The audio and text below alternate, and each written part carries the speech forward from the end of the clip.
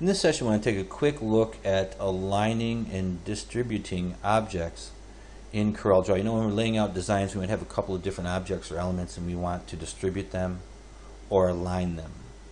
And the way I align and distribute in Corel is most of my alignment I do with keyboard shortcuts. I'm going to create a rectangle here and we'll fill this with a yellow. I'm going to go back to my pick tool and I'll just go ahead and duplicate this 3 times.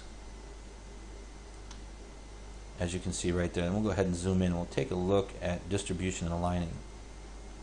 Take a look at this object here. We'll move this here and we'll move this here. Go ahead, lasso, and select everything, and I'll hit my E key, and that'll align everything horizontally. If I hit my C key, that'll align everything to center.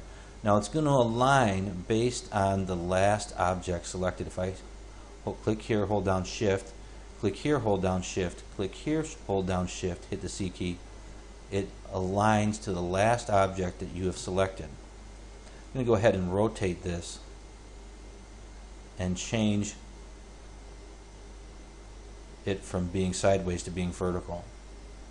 And then I'm going to go ahead and select these 2 objects here, and I'm going to hit the T key, and you'll see that everything will align to the top, but since I selected this object last, everything's going to align to the top of that object.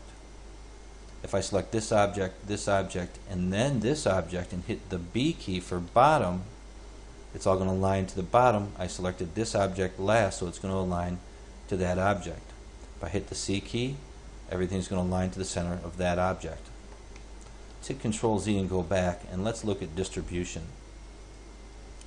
If I want to get an even amount of space between my objects, I can lasso everything, and I can go here to my Arrange, Align and Distribute right here. And I can go to the Distribute tab and I can click on Spacing by Edges, or Spacing to Center, or Spacing to Top, or Spacing to Bottom. Click Apply and you can see that now my objects have been distributed. I can do the same thing when I'm dealing with horizontal objects. I'm going to go ahead and rotate these so that they're horizontal. We'll change this, and we can do the same thing here. Let's change the size of this object just to see how this works.